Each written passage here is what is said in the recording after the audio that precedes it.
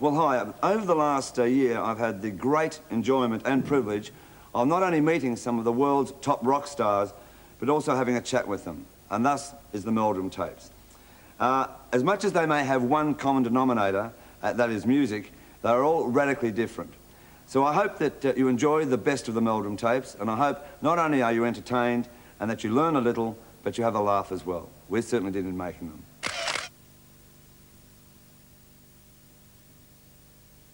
When did you really first get into music? I mean, how old were you when you remember first that you really... Around 2.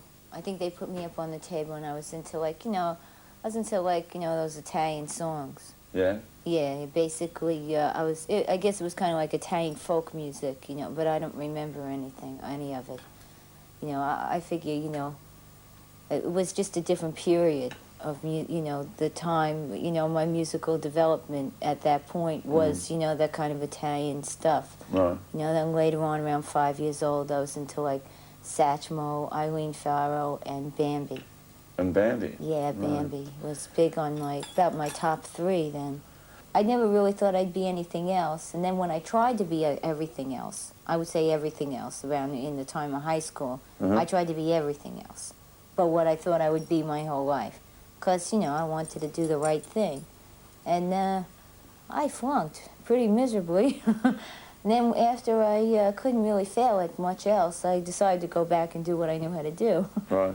Yeah.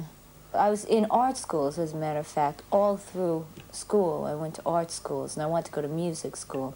But maybe that's good because, I still use my art influence, but, I used to sing with my guitar on corners and stuff, but I actually didn't join a band. I mean, I was part of a duet, folk, Then, the rockers were, not into the folkies, and the folkies weren't into the rockers, It was that whole, cultural thing there, but you had to be there, Molly, It was one of those things. And I played the hoot night at the Gaslight, and they used to have the hoot nights. But the first professional gig I did was... What's a hoot night? Oh, that's when everybody comes down and brings their, guitar or whatever, and just gets up and sings. Everybody, just goes up on stage and plays, and it's one after the other after the other. It's basically you do it for free. If the guy likes you, gives you the gig, Then when I finally did get a folk gig, all my friends came down, and they had a comic open for me. And one of my friends, Dominic, he was funnier than the comic, so the owner got really upset with me. So, he asked my friends and me to leave, But they didn't have a microphone then, so I don't know how professional. They used to have, like, a acoustic tile in the corner of the room, and they used to tell me to aim at it, because then it'll, bounce your voice back. I guess that helped me later on in rock, right. Because everything was so loud, you had to aim your voice a certain way. So it's good in crowds if you want to call somebody. You could just aim your voice and right. Yeah, And then the first real band that I played with was a disco band.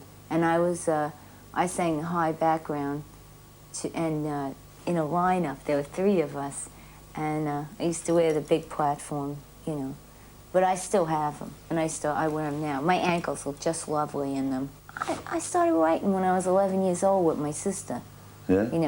Because as soon as we got the guitar in there, she graduated from junior high, she got a guitar. So as soon as the guitar was in the house, that was it, Then she took up French horn, I took up trombone. They asked me to stop rehearsing. My mother asked me if I could stop. I'm just trying to imagine trombone. It was really amazing to see me get on the train in the morning with the trombone and my art portfolio and my school books. It was an amazing thing in rush hour. There had a couple of times it fell straight over on somebody. Sort of like a New York version of Some Like It Hot, really, wouldn't it be? I don't know. Some Like It Funny. It was very funny. It really was. It was comical. But, it's always been that way. It's always trying to take the whole house out with you, Right. when you're going someplace. It was just like trying to pack for this tour. I mean, I just couldn't fit enough in those trunks. And then I could hardly fit the trunks in the room. But, it's always that constant thing to take the whole place with you. All right, so by this Did I time... lose myself in this question? No, no, I Oh, think... wait, no. what was I the may have lost the question, Oh, actually. I'm sorry, because I think I lost the question myself. All right, so you're doing the disco All thing. this memorabilia, Maui. We need to know it. We need to know. Right. Okay. Nausea music is big. It's very big. We did a Nausea record, Dave and me. Am I losing track of this No, question? no, yeah, no. because the Nausea music could be very big. Yeah, it's kind of like Frank Sinatra, but not nearly as good. And you did a record? No, I didn't. Dave did. Right. Yeah. Was it good?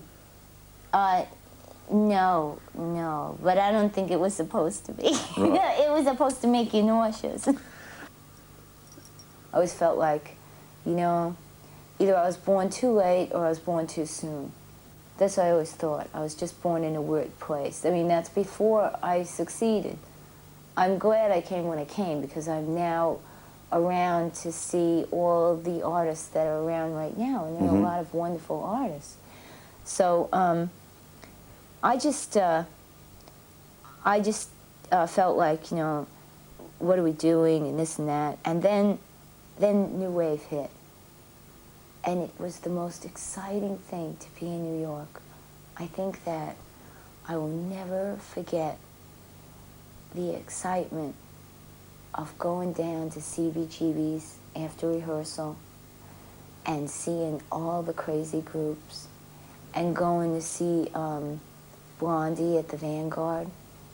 I thought that was just, and the shirts, and then there was this radio station that it was just right. Then it was when the Police first came out, and we had been thinking of a change in direction. And what we came up with was a combination of things, which, you know, I still do. But that's the way I am. I got this idea, oh, I think this kind of music sounds great with that kind of music, and then maybe if we, you know, the mixologist approach sometimes, but it works for me, and I find it's easier to invent when you know a lot about music, because you can mix things. Anyway, that's what I loved I loved the whole punk scene, because it was raw, and it had a raw energy. And there was Tina Turner sitting on the couch, and she was sort of dead pooped, you know. And I was sitting next to her, and you came up to Tina, and you said, oh, Tina, excuse me, would you mind signing my music sheet? And Tina said, no, I don't mind. And she sort of more or less mumbled, and she said, you know, I don't know why anyone bothers, because, you know, most people lose these things within a year, you know. And this shock hit your face. And you went, no, Tina, I mean, like, I've got, you know, all my autographs, you know. And you suddenly said, which I couldn't help but burst out laughing, even though I was sitting there. It may have been rude. You said, I remember even getting one of my first autographs was from Herman Hermits. And he wrote, Mrs. Lauper, you've got a lovely daughter. Yeah, I still have that. You showed that to me. Yeah. Do you really like, I mean, yes. you're a fan? I mean, even... No, I'm an air conditioner. Is it hard when you've all got so diversified interests now to be sort of come under the one banner, being the Rolling Stones, to suddenly it is a time to record, to sort of have to all merge together? It's not hard, no, because to me it's the most natural thing for us all to be together as one unit instead of all going on doing different things. So I don't agree with him, see, because that's what I was saying before. It took that, like, twice as long this time, I thought, to get back to that sort of ESP that you have, you know. When Keith does something, you naturally go with him and all that, you know. You sort of do it without even thinking, and it takes about a month to get in. It took us a month to get into that sort of situation. Right. I was already brainwashed. Yeah, well, you jam with them a lot. Well, I live in New York with him, see, and he kind Yeah. of goes around the house and falls around, but I don't, see. Well, I mean, going back to the time when you were doing the solo stuff, was it hard then to shake the Rolling Stones image? Not really, because I didn't play with other musicians. It was pretty much all what I was doing at home. Right. Just with one guitarist friend, that's all. And I did the whole album like that, and we sort of put a drummer on, overdubbing, but it wasn't like playing with another band. Right. It was like messing around on my own, which everybody does in their houses anyway, so it wasn't that different. there's always going to be the Rolling Stones as long as... As long as pop music will continue. Yeah, exactly, you know? Still known as the greatest rock and roll group. Is it hard to go back to a Rolling Stones situation? I asked the same thing to Ronnie and to Bill. Yeah. What did they say? They said it's hard in the essence that when you're all doing individual projects to come back and then be expected to be a group in a studio just like that. Yeah, it is hard. I agree with them. It's tough, you know, and it requires a lot of patience and work from everyone and stuff.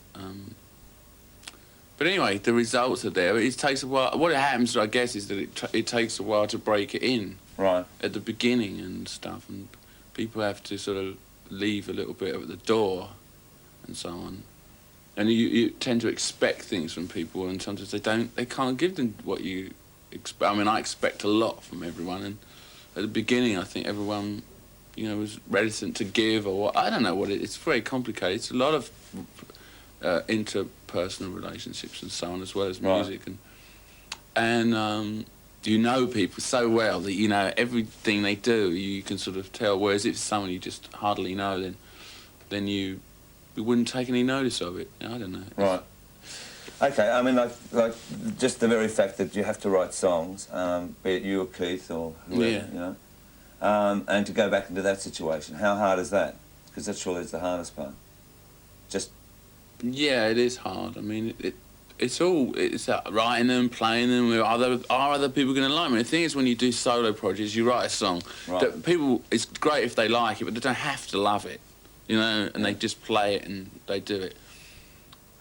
You know, when you're in a band, the band has to like the song. You can write a great song, you spend months on it, or 10 minutes or whatever, but you love it, and you go out there and you say, listen, and they go, it really can bring you down, I think. Right. And that happens. I mean, you know, Keith plays me a song, I say, I'm sorry, I just can't, I don't see it, you know, where is it? And vice versa. That's difficult in a band. Do you have the desire to go back on tour for a while? I'd love to go on the road, but right now I think, to be perfectly honest, after a year in the studio with the Rolling Stones, I could do it with a little time away from them. Right. I mean, you know, I think it's a little bit, the relationships are a little bit fragile, and I think to go on the road, that will show on the stage. I mean, you've got to be, I don't say this to the Americans because they don't ask the questions right, but, you know, I think you've got to be more in harmony, and I think that you, otherwise the show on the road is the drag, it's boring, you know, it's not fun. So I have to wait until that happens and work on that a little bit. But I personally would love to go on the road. Have you got that patience to sort of spend that amount of time in any country to do a tour? Not with the Rolling Stones. I mean, after you've been on the road 2 weeks with them, it starts to get frazzled, everyone. Right. You know, you just said it. That was, I agree. You know, it gets really difficult. You know, people go absolutely mad. I don't know why this is. It's always been like that. And so that they don't tend to last, you know, 50 gigs is a lot. You know what I'm saying? Yourself and Jerry, did you ever think that you'd really become concerned as a father? I've always been concerned as a father. No, I mean, like, did you ever think in the early days that, bang, I'd be a father and... Yeah, you were a yeah. concerned father, you know? No, well, I'm concerned. I mean, I think you've got to take care of kids as much as you can. But... I mean, I always thought that I would have kids after I'd, you know, done my kind of thing on the road. You know what I'm saying? Like, yeah. After 10 years on the road, I didn't want to have them before that because I'll never have ever seen them. You obviously love rock and roll to the hill. I do. Why? If I knew that, then it would, you know, I mean, that's one of the things I ask myself occasionally, you know, why? But it's, I don't know, well, 1 minute it wasn't there, you know, living in England, BBC, you know, 1 minute it was how much is that dog in the winter, and then you give me Heartbreak Hotel, baby, and I know what I like. Right. You know, and it's really just a matter of that. It's just a feeling, right? More than anything to me, it's like, take me away. I've always, you know, even when I started playing it, even when I was like a pimply little kid, what I really liked about good rock and roll was actually the maturity of it, and not, you know, I mean, you know, I just felt the adolescent side of it was just because I was 18 or whatever, 17 or 18 when I started playing it, and you know, there's nothing you can do about your age one way or the other. And all I've found is that I enjoy playing this thing, and it's one of those awful cliches, you know, but I mean, like a lot of cliches, there's always an element of truth in them.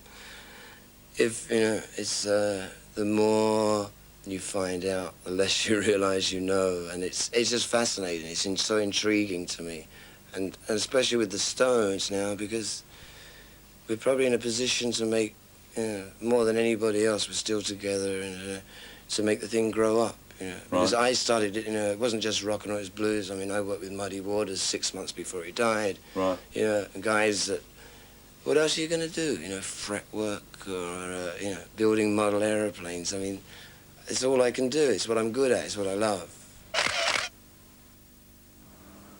I have been criticised by certain individuals saying things like I'd tainted the purity of black music. I think that's correct. My answer to that is that the South African government uses similar arguments to defend apartheid. Mm. In other words, what these people are saying is absolute bullshit, and I will not even discuss the matter with them. That's racism. I think music belongs to everyone, right, regardless of your colour. Right. And you know, if we think of music forms as being pure and holy and not allowed to be touched, then they die.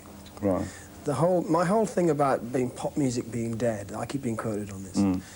If pop music continues just to borrow from itself, from its own history, then of course it will die. Right. It's at its most lively and it's most effective when it's borrowing from other sources.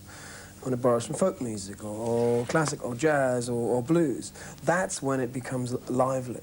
Right. As soon as you start making pop records that are just like pop records that were made 6 months ago or 6 years ago, it doesn't go anywhere, and that's my beef. When you write a song about an issue, more than often you're preaching to the converted. Mm.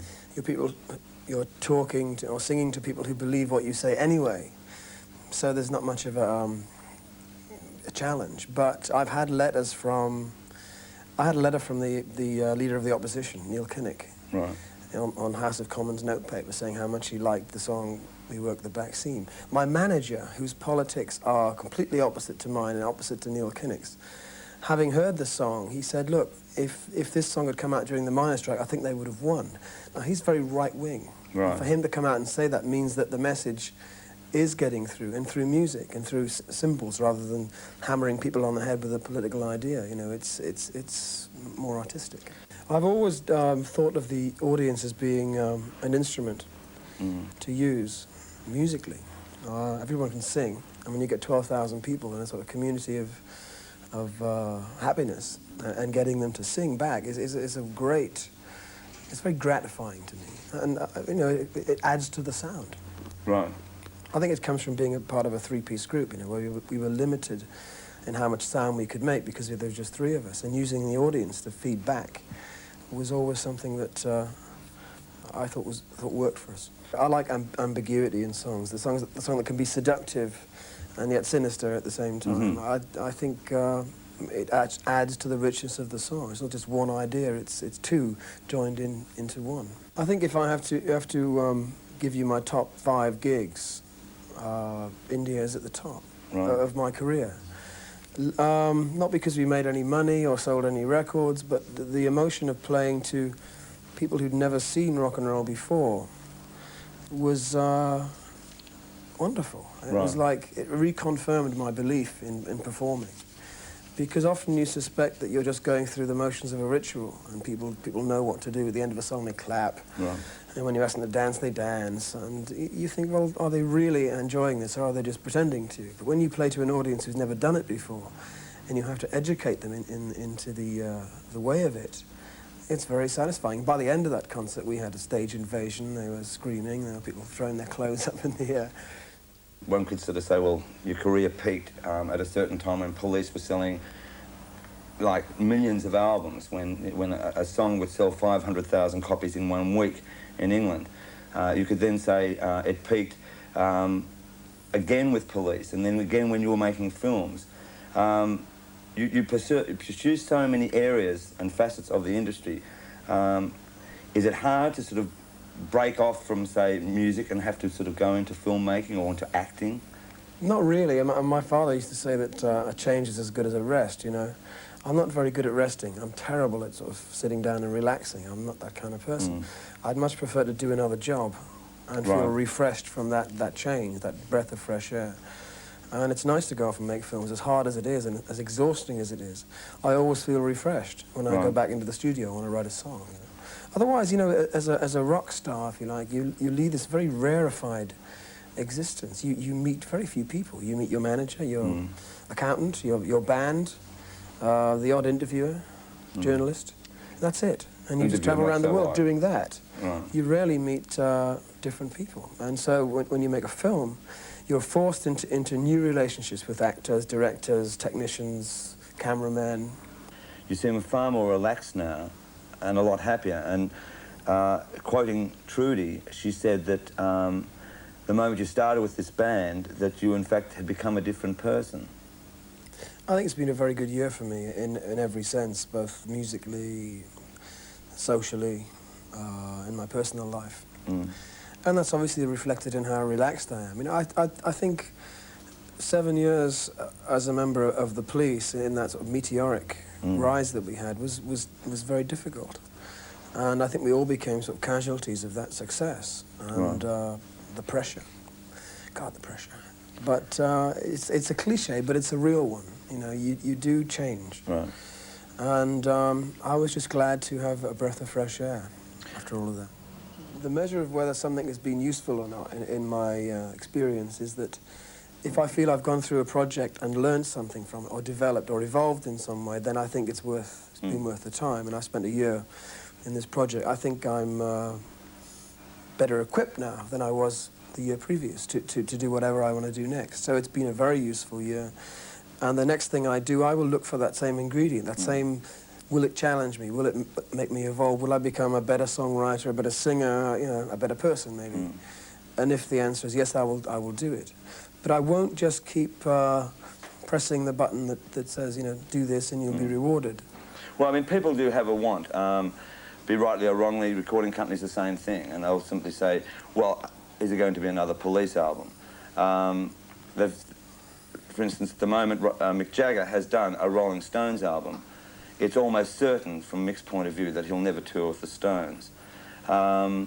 Again, with yourself, with Stuart and Andy, could you go back to just being a three-piece to do another album? I don't know. I think the head of our record company said something very interesting about me the other day. He was addressing this issue of what will Sting do next. And he said, you know, it's like the 600-pound bear. Where does he sit? Right. Where he likes. And I'm the 600-pound bear, and I can do whatever I want. Going back now to the Sweet Dreams album, it's released, you do 2 videos, Sweet Dreams, Love is a Stranger, very unusual videos for its time. And in fact, that album and those 2 tracks were sort of like sleepers for such a long time, and then suddenly it all started to happen. In between the time it had been released and all this sleeping is going on with the tracks, what were your own thoughts at that stage? I was very pessimistic, as I usually am. I was very disillusioned by the whole record business and the whole thing. So I never expected that it would be successful, even though I knew that it was really good. I just didn't foresee it somehow. And yet, once it took off, it really took off. I mean, with Sweet Dreams, I remember at home, it actually, I think in one sense, I can talk from Australia's point of view, it started to change the whole thought of, even in the dance markets, of what songs could actually work, you know? Because they'd been very much stuck into pure Euro disco virtually, you know? Yeah, I think we introduced a strange mixture of melancholy soul with synthesized kind of urgency. And the 2 things, at first listening, would appear to jar. But after a while, I think a lot of people, you know, like Yazoo and, you know, New Order and bands, we all came from a similar kind of time and place. became very popular altogether all of a sudden. Well, even Human League at that stage. And Human League, with yeah. the Dare album. Yeah, and so it was a very exciting new time. You know, whenever there's a new music, like the birth of punk, or before that, like glitter music, and before that, you know, 60s psychedelia, it felt like that. And we felt right in amongst it because we made that album on a little 8-track tape recorder in a warehouse with hardly any money. We just borrowed instruments here and then. Things when people would have like a clap machine, you know, we had to sort of bash on a door with some strips of wood to try and make the same sound. And the album was full of sounds that nobody would believe how we recorded them, you know. I think that was the beauty of it, really, that because we didn't have the resources, we had to be very inventive. And often when you're in a situation where you have to be inventive, very interesting results come out of it. As opposed to a lot of groups, when they get money and success, they might tend to sort of forget about using innovative ideas or experimenting and playing a bit safe. I think a good thing that Annie and I have done as well is we've always kept that, you know, even though we've become successful and could afford to record anywhere in the world, or we've always made it right on the edge. For instance, that every album we've never made under normal circumstances. Yeah. The second album that followed that up, we made in a church that you actually visited. That wasn't built yet, you know, we made it in a derelict building site virtually. And then the next album we made was in Nassau in the middle of a tropical, no, what was it? Hurricane. Well. And the next album we made in a Paris youth club virtually, you know, with kids playing pinball and things while we're trying to record. Well, I mean, I was going to say, even with the film clips, though, I mean, like with both Sweet Dreams and Love Was a Stranger, the film, like, the vision was different to anything else we'd actually been used to on camera, you know, on shows like ourselves, you know, that we've got countdown sounds, whatever it may be. Whose ideas were they? Were they collectively both? Well, most of the ideas were from Dave, but I think the thing is that the way the partnership works is that I understand Dave's ideas and I'm able to interpret them visually and have a certain sense of, I don't know, style, or I don't know what exactly, kind of artistic direction. And two of us understand each other very well. I think the reason why our video clips have a strange element to them is because we weren't sort of indoctrinated with rock and roll music and music videos, and we didn't think along those commercial lines. So, for instance, Sweet Dreams, a lot of the kind of visual imagery from that I was taken from L'Age d'Or, which was a film by Salvador Dali, and you know, a lot of the imagery wasn't coming from the normal mainstream rock place, and that was an interesting thing, because as soon as I showed the video of Sweet Dreams, for instance, to friends, they were going, my God, you can't put that on the TV. It's too weird. Nobody will understand what it is. And then I knew that I'd done the right thing. Well, then Love Is a Stranger definitely started to give you an image as well, and I mean, as a look. I think that's, you know, when we first started to get the taste of you. There was a sort of sense of characterization through the songs. And when I'm performing, that's how I see performance, as a sort of characterization. It's not exactly the same as acting, because you're interpreting your own ideas as opposed to becoming another person. But it's sort of showing different aspects. Well, even with your own look, Dave, you start to sort of get some rather outrageous looks going. Yeah. Well, sometimes you had to be guess where he is and who's which. Yeah, well, a lot of the time I used to play the kind of mad professor, kind of behind the scenes. I always wanted people to think that Annie was like not a real person and it was some kind of fictitious character that me as a mad professor had sort of cooked up. A bit like, you know, Frankenstein's monster in a way. Yeah. So, in a way that people would think, are they real or what is actually happening? And the whole process of bringing it to this, where we are now, has still been thought out as to develop people along with us and then suddenly deliver them something totally real, which we did in Would I Lie to You, where we actually hit the stage and people thought, oh, it really is them and they really are writing songs and playing music. I read something just on the songwriting where, I think it was a quote of yours, Dave, where you sort of said that you tend to sort of whip out tunes like, you know, you go, and yet Annie takes her time with lyrics. No, well, Annie tends to collect lyrics over a period of time. So when she arrives, see, 10 days before we make an album, we usually write a song a day for 10 days, and that's the 10 songs on the album. We don't write 20 and choose 10, or we don't write 5 and finish that. We tend to have the 10. And Annie has tended to collect lyrics throughout, say, the 9 months before that, you know, on bus tickets or all over the place, and she's written them in a book. And they aren't actually lyrics of songs like them, they're actually like poems, or there might just be 4 lines, or there might be a title.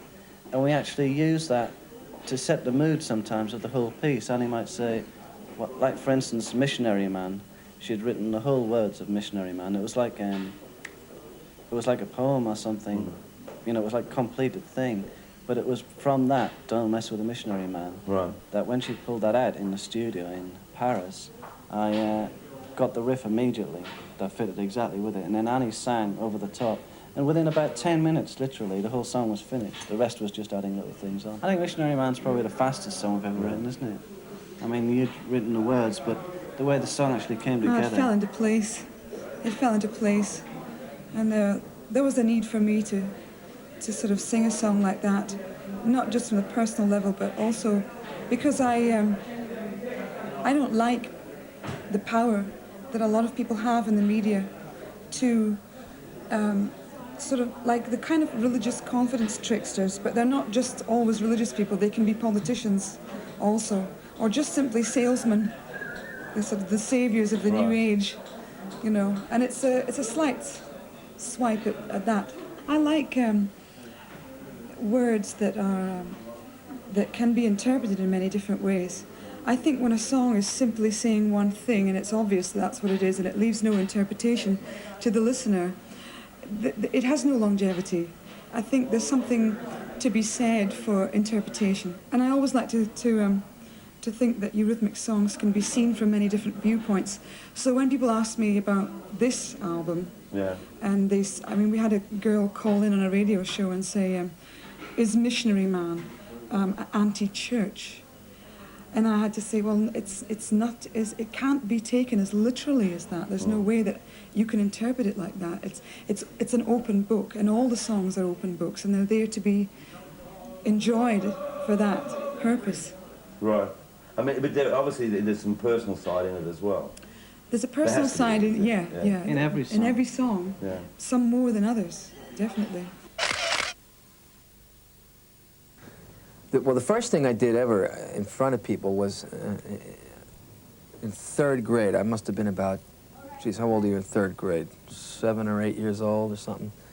They used to have a little recess at lunch, and I went on stage and did an Elvis Presley impression. I was wiggling my hips. And the 4th grade girls went, "Wah!" So I said, oh, this is pretty cool. And the teacher pulled me off the stage for wiggling my hips. I mean, in 3rd grade, you don't even have hips. So that, I think, gave me a taste of wanting to do something. And then right after the Beatles came out, about 1 million bands formed, local neighborhood bands, what they called garage bands. And they were mostly guitar bands, but I could play the piano pretty well. I could pick up music really quick, and I could sing a little bit. And they asked me to join the band. It was '64, same year the Beatles came out.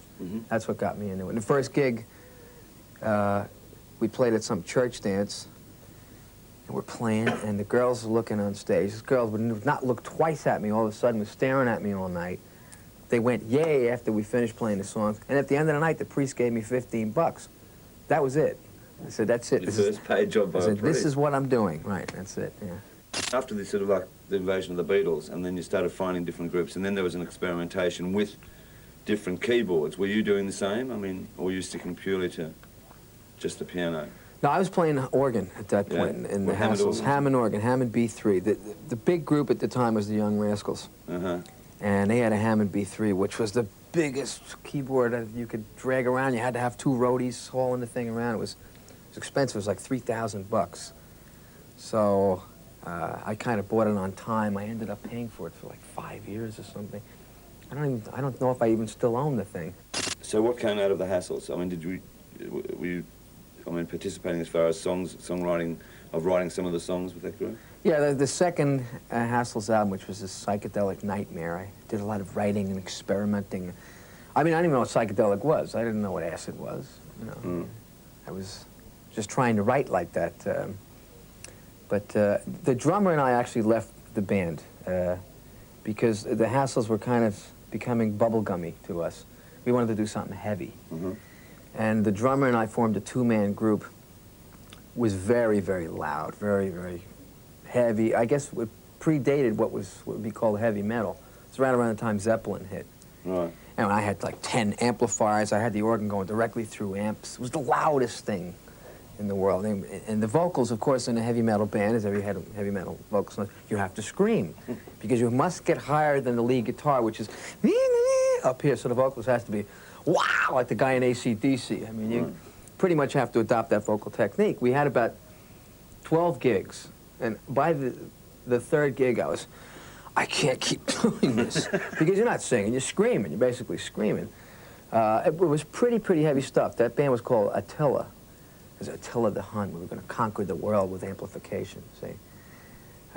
We made one very forgettable album on Epic Records. I will never forget the recording of it. There was this German engineer. He didn't like rock and roll to begin with. Now we came in with this loud music, and that was it. He just tuned right out. Didn't know what was going on. Hated it. I can't blame him. I mean, geez, we didn't know what we were doing with that kind of volume. And the album kind of came out sounding like an old radio with a broken speaker, sort of that kind of sound quality. And Epic, you know, very graciously let us go as quickly as they could. You know, like the Cadbury's, her business, you know, like that. So, and that's about 1970. And I decided after that, look, I don't want to be a pop star, I don't want to be a rock and roll star, I just want to write. I want to write for other people. And I was writing songs. This is actually the beginning of the era of what they call the singer-songwriter. McCartney had gone on his own. Yeah. James Taylor had just hit really big. And that whole style was starting up. It just seemed like a good time for a writer. Right. And I went around to different publishing companies, different record companies. I got a guy who was like a manager shopping the tape around saying, this guy's a writer, do you have any artists who want to do this material? The advice we got back from people in the record business was, if you want them to hear your songs, you should make an album, you know, record them yourself. It seemed like a weird way to be a writer, but I did. I went ahead and got a deal with some funny company out in Los Angeles called Family Records.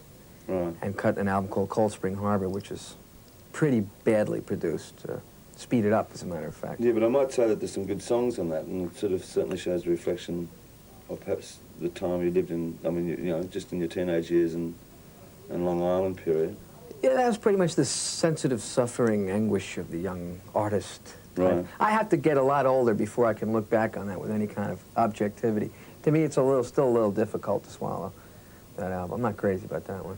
But it was a stab in an expressive direction of being a writer, a singer-songwriter, I suppose, which is the genre I'm in. With your songwriting, you've just sort of said that, you know, the melodies come around in your head, and then you go away and then you experiment on the piano with it. Do any come from you just, like, searching for it on the piano? Sometimes I'll get a song just from playing the piano, stumbling across some kind of chord progression by accident. I find the best things you do, and most original things you do are always accidents, because people can teach you how to do things right, but only you know how to really screw up, you know. And I dream music. I dream in abstractions. I know people say, I had this dream last night. I was running across a field and I saw a dragon. I dream in sounds. Right. And I'll wake up in the morning and I'll start writing it down. Is there any time when you write down lyrics first and then? I've tried that, but I've found that when I try to fit music to the words, that the music suffers. And I'm primarily a musician, not a poet. Right. So I find it works better the other way for me. Write the music first. When I sort of first met you, you seemed to be sort of almost like an introverted character. And yet then I'd see you on stage and I think, that couldn't have been the same person, you know? Now, I mean, it all fits perfectly. I mean, you're very outgoing, happy. And was there a period there? Yeah, really? Is there a big difference now? To me, it is. Yeah? It just seemed at one stage there you were very sort of... Maybe... Yeah. No? I'm not aware of it. Right. I don't know. I'm sure I'm a lot happier now. But, geez, on stage, it still, there's a lot craziness comes out. You don't know where it comes from. This is a big release on stage. I come off stage and I'm okay now. I'm okay, I can just get back and be real boring again. See you, I've heard of a saying, the beaming bride, and when you first walked in, I couldn't work out was the beaming father or the beaming artist, because he's got a great new album out. I think it's the beaming father more than anything. Yeah, that has a lot to do with attitude, sure. Well, you're very happy, right? Yeah, I'm very happy. Well, I always had a fascination for music from when I was 6 or something. I can't remember. I remember actually the photos of me conducting when I was 4. I mean, I can't remember anything about this, but there you go. It wasn't until I started learning piano, my mother sort of taught me piano, but I wasn't very interested in that. It wasn't until I started learning the oboe, which is when I was 11, that I really kind of got something that I could concentrate on. Why the oboe? Well, it's a very good question. I remember I was at school and the teacher in the music room, it was a new class, you know, what's your name, whatever. Is there anybody here, you know, wants to learn how to play an instrument, you know, and what do you want to learn how to play? And all these kids put up their hands and they said, oh, yeah, guitar and whatever, and said, what do you want to play? I said, oh, I want to play a trumpet. Well, we haven't got any trumpets left, but we've got an oboe, you know, and I didn't know what an oboe was. And I just started having lessons on this thing. I didn't even know what it was. And so I guess it's one of those situations, but before long, it was just something I did that, you know, every Thursday afternoon I went and had an oboe lesson. And it wasn't until I started winning, I won my first scholarship to the conservatorium that it became sort of pretty serious, because then I went into the conservatorium to study every, you know, few times a week after school, and then eventually, when I left school, I went and did a full-time course there. And by that time it was very serious. I mean, I'd already been giving recitals and playing in professional and semi-professional orchestras a couple of years before I left school. So at that stage, were you writing songs at all? I had never written anything. We've got to understand with classical musicians, they end up being instrumentalists. They learn how to play an instrument, and their job is being able to play other people's music. And to most classical musicians never even dream, or the thought never occurs to them that they should write anything. So I hadn't written anything at all. I never had any inclination to write anything, not until Flowers was fairly well established as a cover band, and people were saying, well, you can't get any further doing this, why don't you try writing some songs? And the very first songs that I wrote, I remember the first song that I entirely wrote on my own, because I'd had a bit of help from one of the other members with the first couple of songs. The first one I wrote on my own was Walls, and as you know, all of those first songs are on the first album. There were none thrown away. They're all the very first songs that I wrote. Everything that happened in that period amazed me. It amazed me that it got played on the radio the first time I heard it on the radio. It certainly amazed me when it went top 5. And then I started hearing, with Can't Help Myself, I started hearing that it was a dance club hit. Having never ever been to a dance club, I was not quite sure what it was all about. All these things started, the pennies dropped. They always dropped sort of about, 3 months after, things had happened. So I was, I guess, in a state of sort of semi-shock the whole time, not knowing quite what was happening. When people started, sleeping on the front lawn of the house and following me home and doing things like that, there were just things that completely mystified me. I didn't understand the whole thing about celebrities, and I still don't. And that really just, it forced me in. I never came out. I was terrified. Primarily, I've always just been a fan of music, and a lot of what goes on, as you're fully aware of, is got nothing to do with music at all. And certainly, everybody wants to be appreciated, but the kind of things that were happening then were disproportionate to people who, like I do, like sit down and listen to a record and think, that's great, the person who wrote that was clever, or whatever. Very strange things were happening, and I'm not sure whether they happen like that anymore in Australia. Perhaps I think people are sort of growing up or something. Perhaps, I don't know. It was not just the fact that things were one step ahead of me. Things were always one step ahead of the band. And basically, the band was a pub cover band. And I was always nervous about writing songs, and I was nervous about the band playing, and the expectations, of course, became so huge that the band had to be that much better and whatever. And so I pushed, and I pushed the whole mechanism, and I pushed the members inside the mechanism, and the industry pushed us to the extent that we ended up touring for about 14 months non-stop on that album, which gave us no time to write any new songs, where everybody was physically completely exhausted, and that was, of course, when we first went to America. That was when we changed the name in America to Ice House. That was purely a legal problem we had with using flowers there, so we chose the name of our album because at least we knew people here would know that. But by the time everybody finished that American tour, the album had been out here for a very long time. We hadn't written any new songs. Everybody was wrecked, and everybody had a holiday.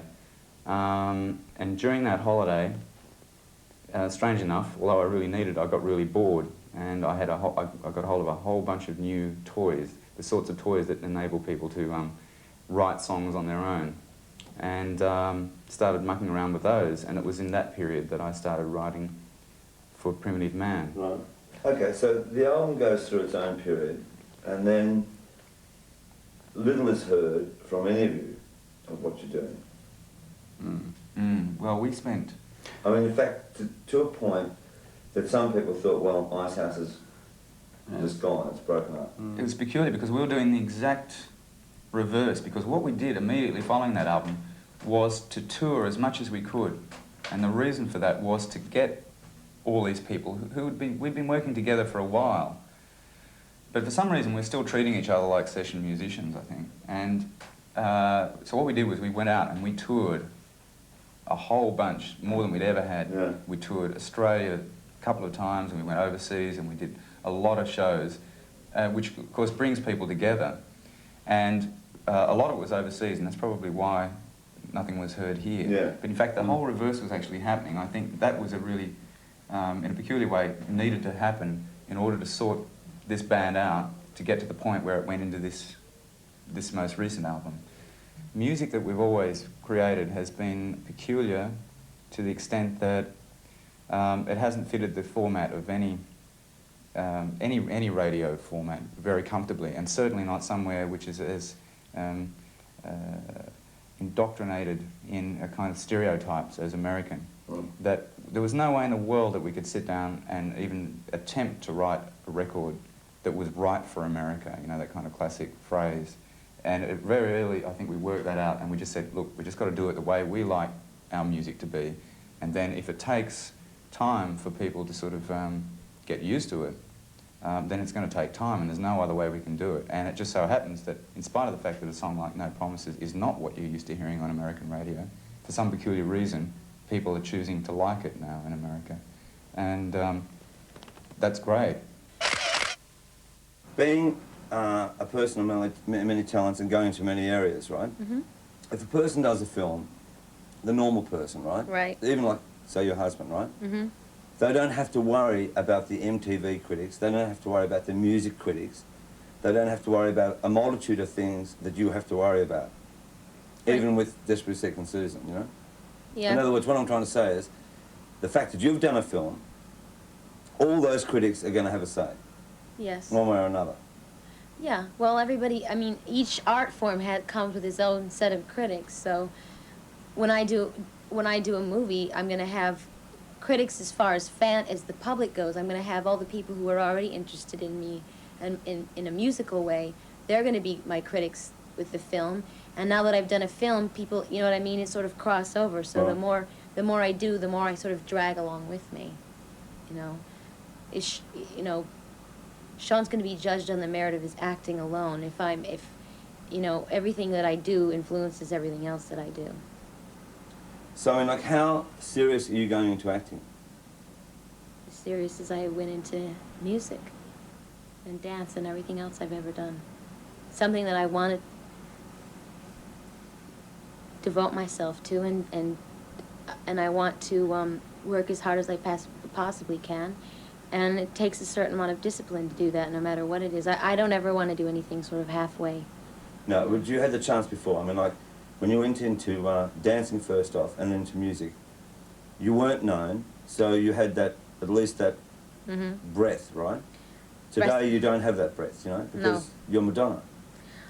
That's true. So I suppose people are going to be more critical of me than they would have if they had never heard of me before.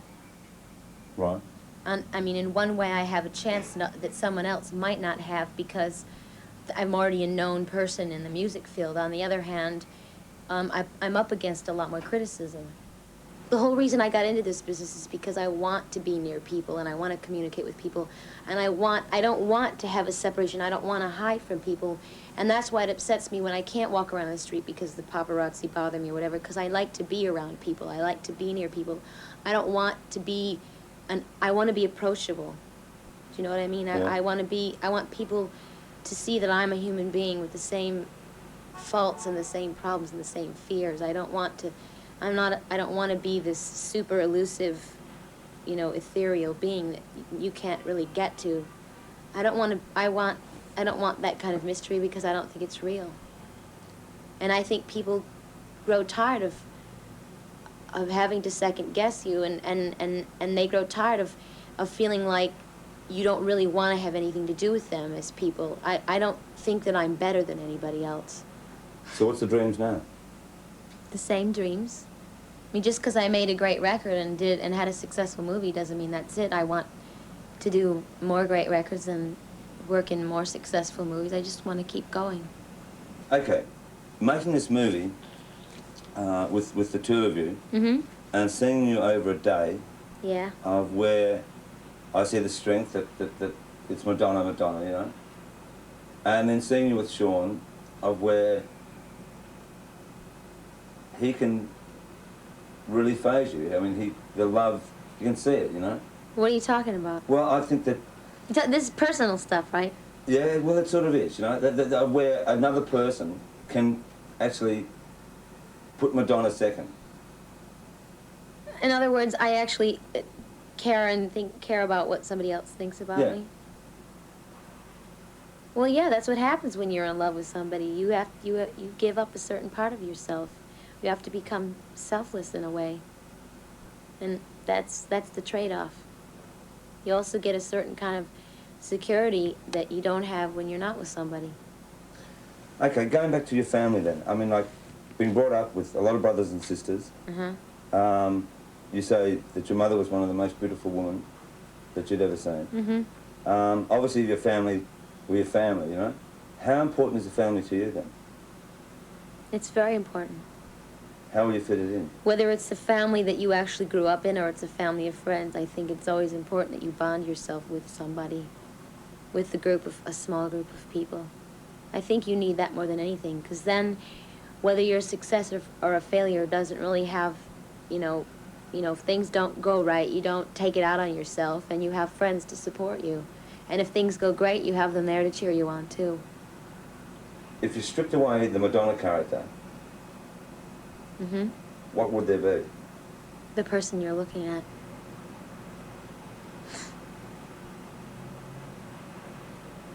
That's me, you know. When I'm singing on stage, that's me. It's just one part of my personality. Now, take a movie role, for instance, that might be somebody else if I choose to be that somebody else. But everybody, no matter what they're doing, whether you're on stage singing or you're playing a character in a movie or whatever, you always bring part of yourself to something. Nothing is completely you and nothing is completely devoid of you, or void of you, or whatever. Yeah. What do you like doing most at the moment? Acting, dancing, or singing? And we're all recording, singing and recording. It's a secret. I can't tell anybody. If, the end of this, if Sean had to be away for a year on location to do a film, and you had to be back in a recording studio doing an album or a special, who would opt out?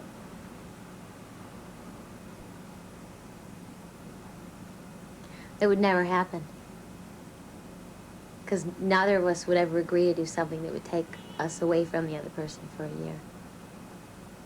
Well, you're giving a lot of people a lot of hope with your music. I hope you make it work. Thank you. It was coming up to Christmas and I didn't know how the hell I was going to go on. And I thought I was going to have to sell my house. And we now had a kid, Paul and myself. So I was really worried. And I went home after another depressing day. It was the third week of the single and nothing was happening. Whatever sales were going were really petering out. And I went home and I turned on the TV and I was just looking comatose at the TV, and then the news came on. It was October the 24th. And the reason I was at home was because I simply didn't have any money to go out. And I saw this thing on TV, and it was the Michael Burke report in Ethiopia. And probably because I was in such a depressive state, it reacted so strongly to me. You know, I was quite morbid anyway. And I saw these children and this nurse and this wall and this incredible suffering. And I literally couldn't believe it. Paula started crying and went upstairs to look at Fifi. And like I sat there like stunned by this thing, you know.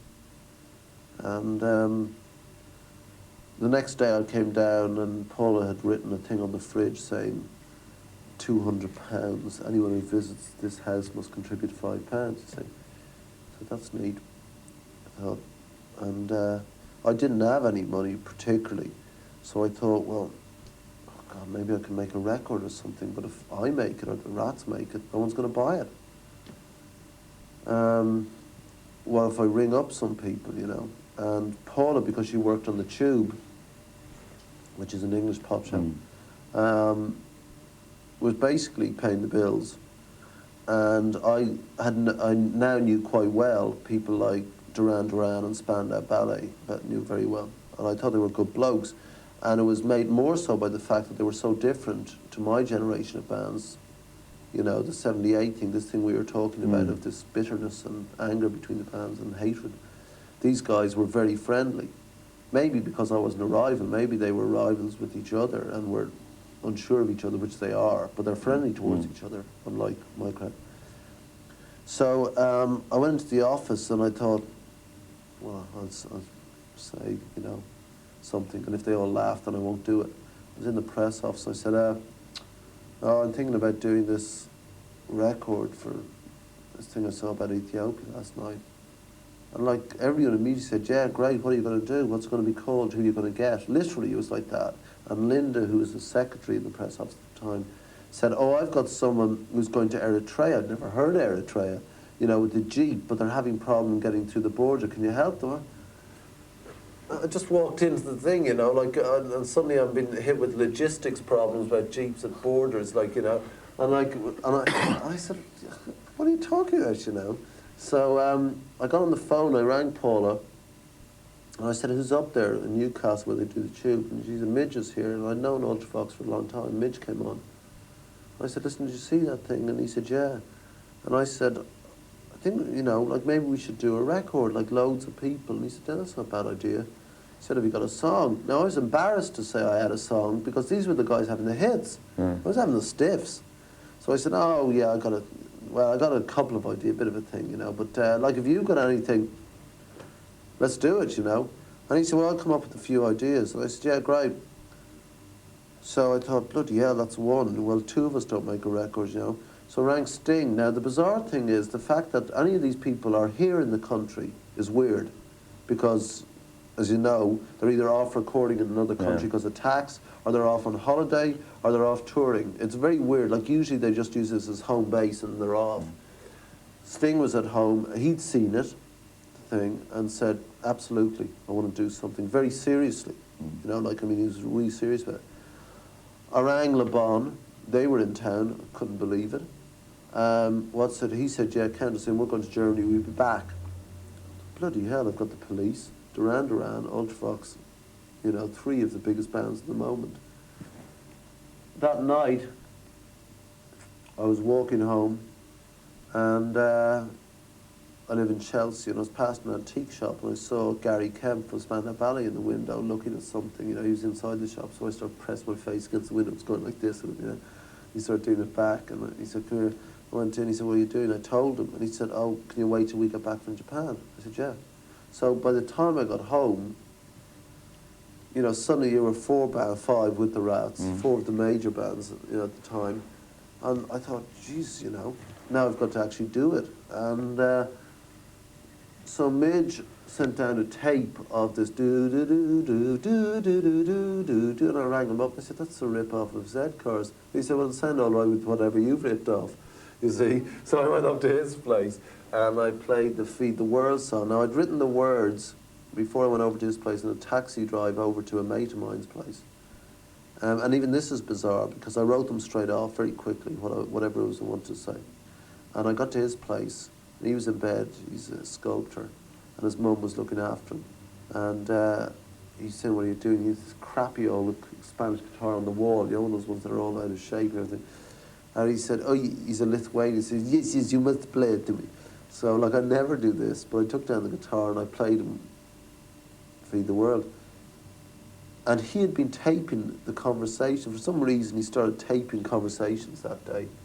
And so right from the beginning of this thing, there's an electronic record, and there's a tape of me playing him to him and his mum, Feed the World on this broken-up Spanish acoustic guitar, you know.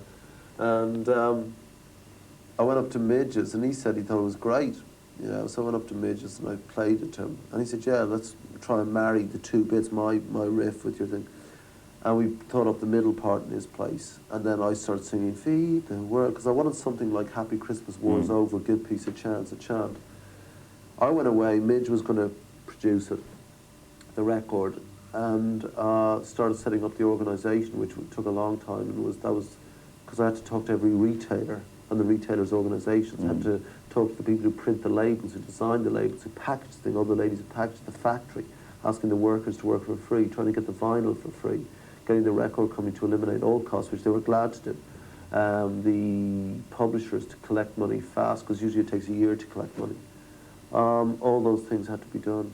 And they were logical. It wasn't that I suddenly had this brainstorm. It was just, well, what else? How do I eliminate this cost? Right, I'll get on to so-and-so. There must be someone who is a major retailers association. Yes, there is a thing called the... Got on to then, lied my way through things and got it together. When was it decided to do another Genesis album? Well, after the last one, really, I think. Yeah? This is pretty true to say. Yeah, we... it's not a case of, as I'm sure a lot of people think, us reforming, which has been sort of mentioned in the press. We really just decided, you know, that I was going to do my things, and Mike and Terry were going to do their things, and we'd get back together again. Right. In a short while. I suppose it's been a year and a half. Yeah, it was only about 18 months actually off Genesis, because by the time we finished the tour and started work on this album, that's what it was. And that's how we do it now, about 50% of the time on the group and 50% doing other things. To sort of go on a project and sort of come back and work out the songs you're going to, you know, do and how to put them together, is it of help that you do go off in your own ways and sort of do your own musical... Well, I don't think the band would have carried on had we not done that, because we've been going for an awful long time. Yeah. And what a lot of groups do is they split up because they can't take it, but we really still really enjoyed playing with each other, wanted to keep that going. And so we decided to, for about the last 6-7 years, to take time off to do individual projects as well. And when we come back, I think it does definitely add to the group. A slightly longer gap between albums, obviously. Meanwhile, everyone's been doing other things and picking up ideas and doing things they wouldn't have been able to do within the group, and they bring these ideas back to the group, if you like, in a sort of some form or another. It becomes part of the sort of general group porridge. Yeah. Like when we first started doing solo projects, which is about, I guess about 7 or 8 years ago now, we took a year away from Genesis, and Genesis were popular enough to do that. But I mean, there was no like, what are they doing? Where have they gone? I mean, imagine if the Beatles, every time they did something, it was headline news. And I think it's important when you go away for a bit and do something like that, you can actually kind of be out of circulation for a while. It's terribly simple. I think really what it's all about is the fact that it's the writing. It comes down to the writing. Yeah, if you can't write, if you haven't got originality in the writing and the songs and the melodies, then you're wasting your time. Right. And if you have got it, it doesn't necessarily, it can run through all the fashion changes and all this and that and all the different moods and be fine. For any group, I mean, to stick together continually. I think it's any individual, any group of people sticking together, like, you know, how hard it is to keep a marriage together, things like that. I mean, that's just 2 people, but if you've got 3 or 4 people constantly in each other's pockets, it's hard to keep consistently without getting irritated with each other or whatever. I mean, so I think it's good to have the breaks. Right. And I totally said it does means a lot of water goes under the bridge between projects, if you know. I mean, we actually see each other quite a lot anyway. I mean, even though we're not on a Genesis project, we all live very close to here, and so we keep in touch. Obviously, it's not a question of just disappearing for sort of a year and a half, 2 years. And when we come back, I mean, this album and the last album were both written with no music, no prepared music. Right. We just went in the room, turned everything on, and started playing, and that's the result. You know. To go into the studio, and you've all done your own projects and that, is it a matter of having to sort of feel yourselves out again, sort of like, of what?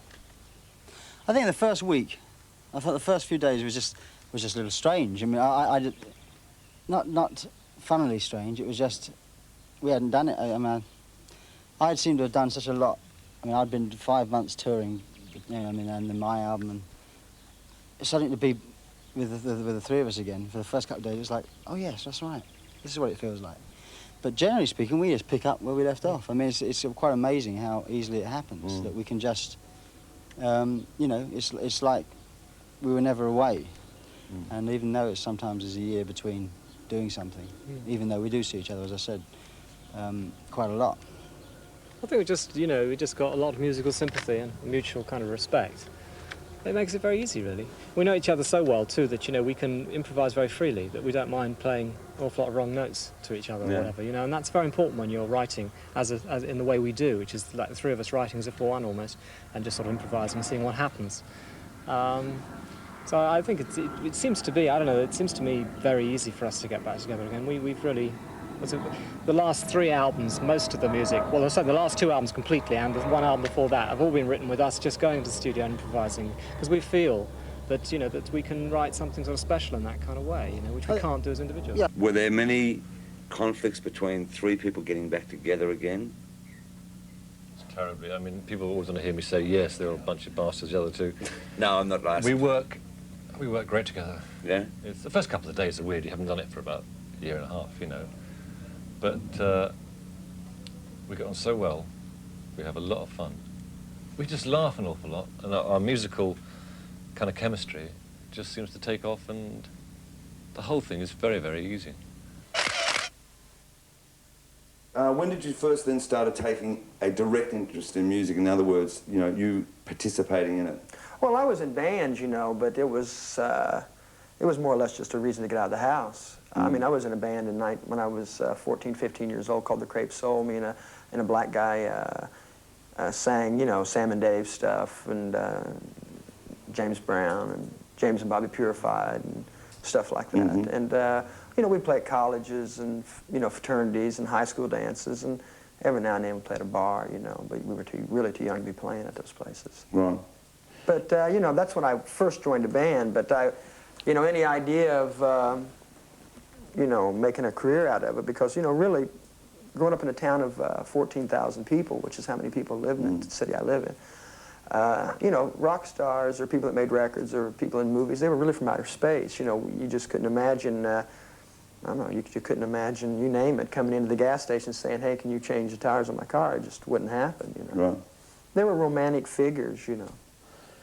I lived in a room about as big as this right here. When I got married when I was 17 years old, and I had a kid, and we just sold everything we had to get money together. You know, we sold all our albums, sold, you know, I sold my guitars, and so we just like raised $300 or $400 and made a demo tape. Of course, nobody wanted that, and so we just, you know, repeated the process until we found somebody that was interested in making a record with us. Of course, that person wasn't really that great, but, you know, my whole career, and I've always maintained, has always been in baby steps. And, you know, when you first start out, you're anxious for things to happen, and you don't have a lot of patience. But at my age of 34, I realized that patience is a very important thing, and lucky for me that it's worked out, at least in the United States, that everything for me has been baby steps, because it's taken me quite some time to become the songwriter that I am, and I think it's a very positive thing. You know, and I've always maintained that everybody's a songwriter given the opportunity. You know, the reason I've become the type of songwriter I am is that I've had the luxury of having 10, 12, 15 years to do nothing but. You know, you've got to learn who you are and what you want to say in a song in that amount of time. I mean, if you listen to my earlier records, I was completely floundering. I was just a teenage kid writing about very, you know, his frustrations, but now I feel that I understand that the smallest victories are the biggest victories in songwriting. Well, you know, it's funny. I've got a friend named Larry McMurtry who writes books, and him and I speak about a lot about writing, and you know, what the writer writes while he's thinking it, and what the people perceive, are really so far away from each other most of the time that it's really almost foreign to me when I speak to people about my songs, because what I intended a lot of times is not what they're getting, and I always maintain that if that is happening, then I'm not doing my job very well, because the object of the exercise is to connect with people and express different feelings and different emotions and different thoughts and points of view, and be able to connect with you so that you get exactly what I mean. But I think that, because Larry is like one of the greatest novel writers alive right now, and he says he's never been able to do that, and he's 50-some years old. Right. So, but to me, that's what I'm ultimately shooting for, is to be able to write songs that connect with as many people as possible. When I write a song, I want to make sure that if you play guitar, you can play it. I don't want to, like, you know, be acrobatic about the chord changes or the drum parts. Simplicity is, to me, is like the key to everything, because what good is this music if you can't do it? You know, if a kid learned how to play guitar, or a guy coming home who works 9 to 5 can't come home and pick up an electric guitar, acoustic guitar, and go da da da da da da da da da da da da. Anybody can play that. Even I can play. Right. You know, so I think that's important, that people be able to use music and do with what do with it what they want to do with it. Doing things, like I said, for money, to be rich and to be famous. And most people, I think, realize that, you know, there's a lot of positive things about being famous, but at the same time, it's a pretty give and take type situation. There are a lot of times that, you know, you would like to be anonymous when you go in places. And you know, this is easy for me to say, I guess. When you got a lot of dough don't mean much, you know, because I can pay my bills and I can do what I want to do. But, you know, basically happiness takes place here, and I find a lot more happiness in if I write a good song than looking at the kind of car I drove up here in, or the type of house I live in, you know, because it's like anything else. A guy gets pretty used to the way his girlfriend looks, and he sees another girl who he thinks is prettier, but he forgot how pretty he thought this girl was when he first met her. A guy gets used to, like, riding around in, you know, a nice car. A guy gets used to riding around a junky car, you know what I mean? So all these things, you know, any material things, anything you got to pick up, you know, they don't, ultimately and finally don't mean a hell of a lot to you. So if you're, you know, if a guy wants to get in a band because he wants to be rich, or I want to be famous, I think that a lot of people start out that way, and I also think that a lot of people, when they become that way, become very dissatisfied and very unhappy, and therefore you find drug abuse, and you find, you know, people just, it's not what it's cracked up to be. And so where I find happiness is learning how to write songs and being able to relate to people. That's what you do it for, I think. Well, the fact that you were forced to go out from your home territory to sort of, you know, like to New York, to LA, and then to London, and then everywhere. The fact that you still stay and live, that's your home base, right, bewilders some people. Well, it bewilders me sometimes too, you know. But I've been every place in the world that there is to be, and you know, like I said earlier, you have. I mean, all that really matters is your friends and your family, and that's it. And my friends and family are in a small town in the Midwest, and you know, I can call up Mark Ripley and say, "Hey, Mark, what's happening? Let's do this." And I don't got to be John Mellencamp, the guy who makes records. He don't expect me to act or behave any certain way. He just known me since day one, since we were born together, right? And so therefore, you don't have to talk about the music business. I don't have to talk about, you know, things that I'm doing. He doesn't really care about that. He's more interested in, like, you know what, do you want to go ride motorcycles, or do you want to go do this, or, you know. So he's a friend, you know, and I don't make friends real easy, and I look at the music business, and I look at what goes on there and what these, quote, rock star peoples do, and If it makes them happy, fine, but it's just not a lifestyle that I'm particularly interested in pursuing right now. Rock and roll has always been something that made me feel good. That's the whole thing, you know, that's the greatest thing about rock and roll, is that particularly if the music has soul, I think that the listener can become part of that soul and become very, you know, I mean, I don't know how many people get up in the morning and the first thing they do is put on a rock record. Yeah. For no other reason than just the energy that it puts out, and I think that's great. But like I said, I particularly like music that has soul to it. That's why I don't like, you know, a lot of electronical instruments, because they don't have any soul to them. There's no feeling involved in there. It's just notes, boom, boom, boom, boom. You know, and a lot of notes necessarily doesn't create a good feeling in me, right? I like songs that, you know, that I feel good, you know. I like that stuff. It makes me feel the way that the singer intended for you to feel. I'd hate to think that, you know, we're all, you know, that I'm just a satellite of what came before. I hope that I have a little bit of input of what's going on musically for American music that makes it my own. I just, you know, it'd be a pretty sad situation if all I ever did was imitated what had come before. But let's face it, man, that stuff was great. Just give us then a rundown of what the first lineup was of the Models. Well, the first lineup was myself, and then 3 gentlemen from another, I guess, Australian punk group called Jab, and they were Ash Wednesday, Johnny Crash, and Pierre, Mr. Pierre. And we rehearsed for about 3 or 4 months before we did any shows. We started doing some shows. Pierre left, we got Mark Ferry in the group.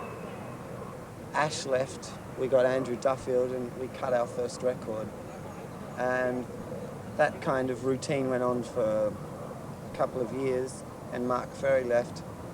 James Freud arrived and started playing bass in the band. The group's attitude at that time was a very kind of casual one towards recording, because we formed and existed essentially as a live performing group.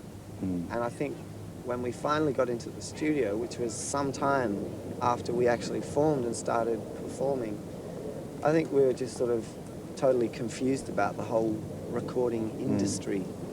You had an amazing following. There was no doubt on that, on the Melbourne circuit. I mean, it was almost like religious following. And your live gigs were just, well, I mean, just really something to go to. And yet you still felt, to me, it looked as if you still seemed to be happier playing live and not particularly interested in what was going on, perhaps, as far as selling records. Would that have been true? Yeah, definitely. In those days, Models for me was just, you know, I just wanted to be in a band. That was what I wanted to do. I was sort of, in a way, I was the singer, because I was the only guy in the band who could, with a voice, who could sort of project, you know. When did you decide to join with Sean again? Well, after I broke up James Freud in Berlin, you know, I shaved my head and went and lived in this house in Richmond and recorded, you know, this really arty kind of music that, you know, was really depressing. And then I went to England and lived there for 4 months. And, you know, everything just went wrong for me, you know, and I thought, oh, this is crazy, you know. I just could tell that I wasn't meant to be there. And the day before I left to go to London, Sean had played me the tapes from Local Landor General. He'd just got back as I was leaving. And I just thought it was the best thing I'd ever heard, you know. And so I thought, well, I'm going to go back and join the Models. You know, I didn't know how I was going to join the Models, because, you know, they had their lineup and everything, but I did. And so, Sean, what happened? Just before James arrived in Australia, the Models had really ground to a halt. Mark Ferry had left the group. In fact, we'd just stopped performing altogether. So, yeah, James just obviously started playing bass with the group. And soon after that, we got Barton in the band. And for me, that was just the best, because we had a really big, tight, rhythmic sounding rhythm section. You seem to have, as a group, this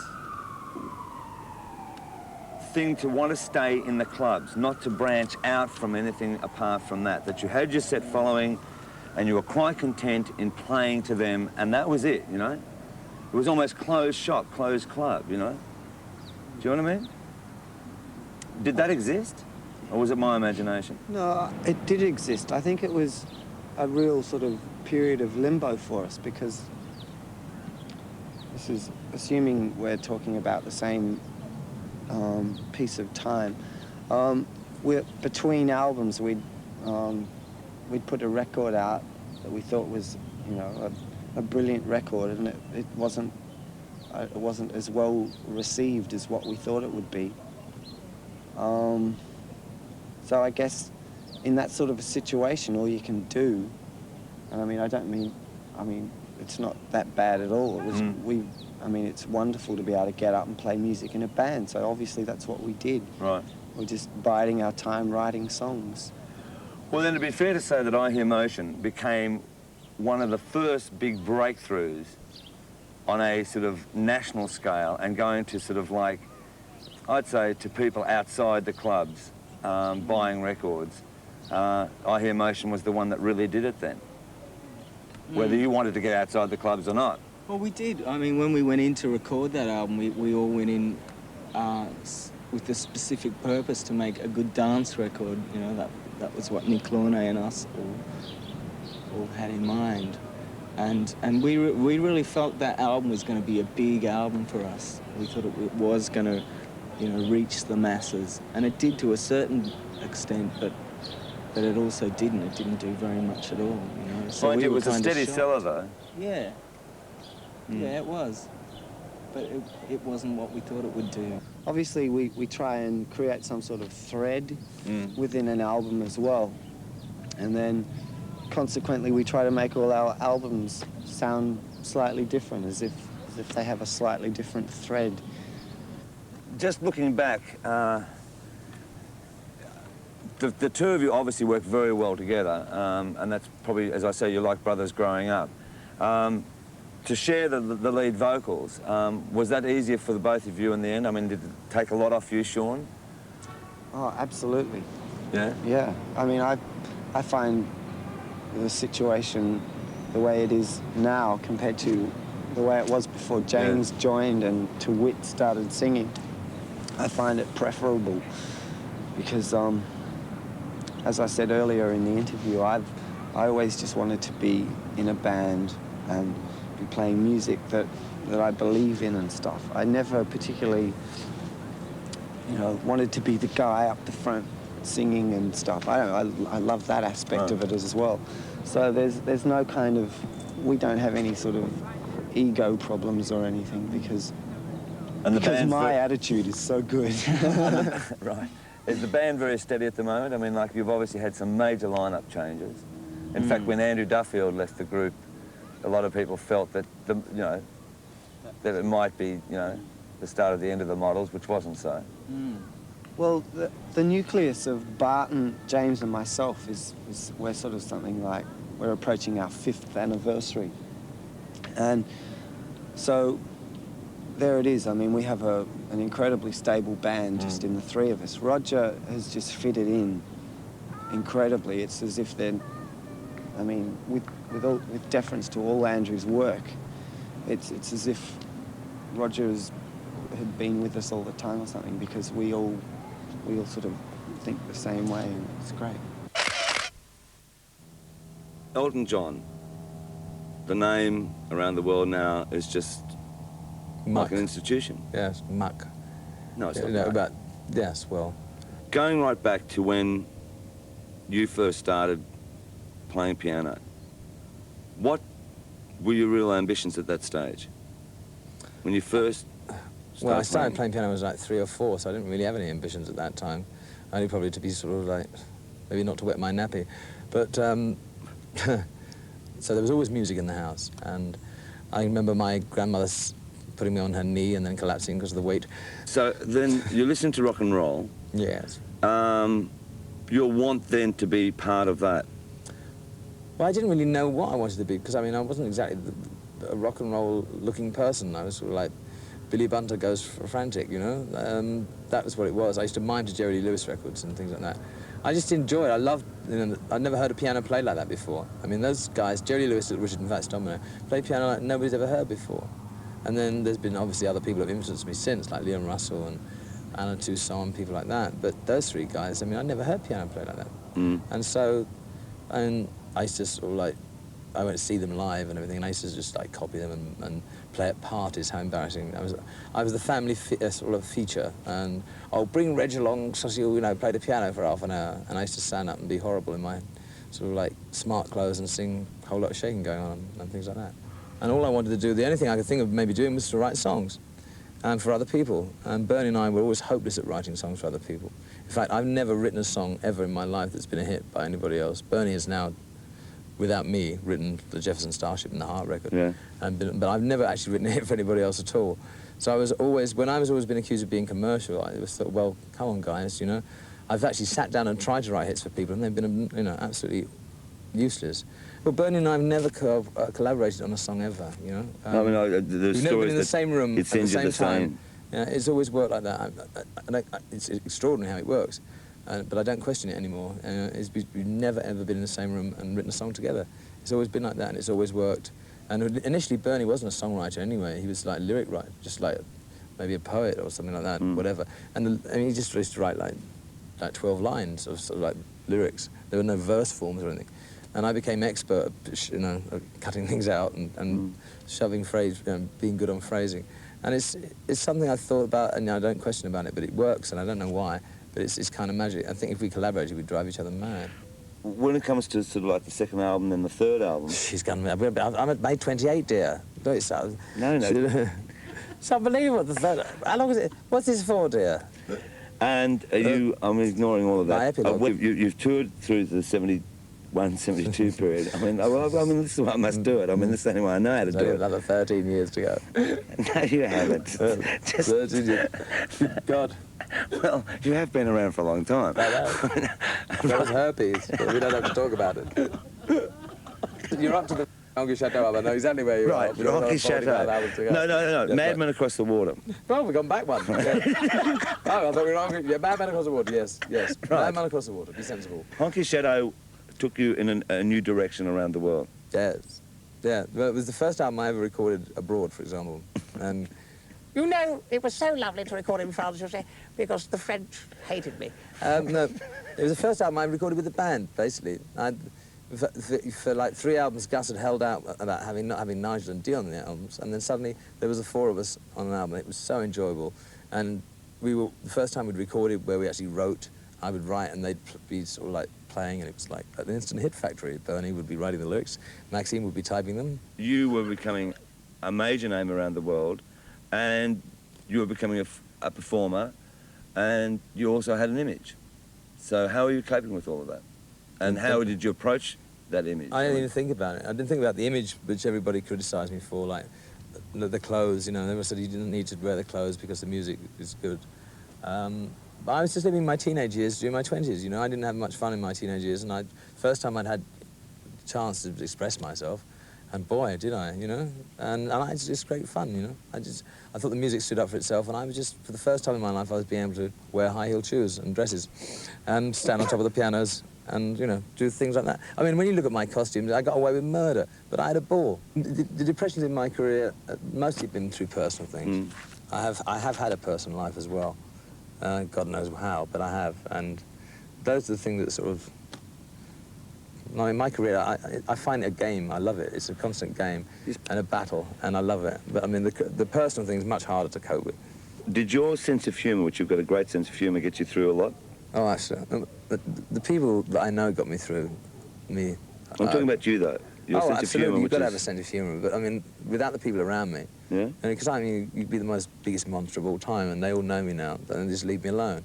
I know if I'm creating havoc, and they just say, "Oh, piss off," and they go down the pub, and they know you can't exist and be successful and enjoy. I've enjoyed everything, and I'm very lucky to be 39 and still enjoying it and writing good songs and enjoying it just as much as ever. And that's due to the Well, people writing around probably me one of the- sharing you and things. Bernie writing one of the best albums you've done. You know, the greatest thing is if you have success and you share it. And my people around me have been with me more from the word go, and we've had our ups and downs. But they know me inside out. I can't get away with anything. You know when you're being an idiot and you're being unbearable. And sometimes, like Elvis, for example, he must have known he was being an idiot, but unfortunately nobody from the word go said you're being unbearable. And he just got away with it. But someone has to say initially you're being it, right? And you know you are, and then they know that. I mean, if I am obnoxious, which I can be, they just leave me alone. It's incredible things that happen to me. There was one incident when I played at Prince Andrews, and maybe I shouldn't say this, but this is quite funny. I've never said it in public before. When I played his 21st birthday Windsor party, Castle. and at Windsor Castle, and I danced with the Queen to Rock Around the Clock by Bill Haley in the comments, which, I mean, the odds against that when I was born.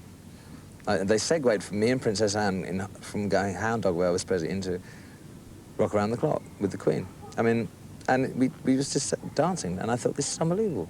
And it was great fun, but I mean, the odds, I mean, like, if you said, well, when I was born, the odds against me dancing with the Queen of England to Rock Around the Clock must have been staggering, right?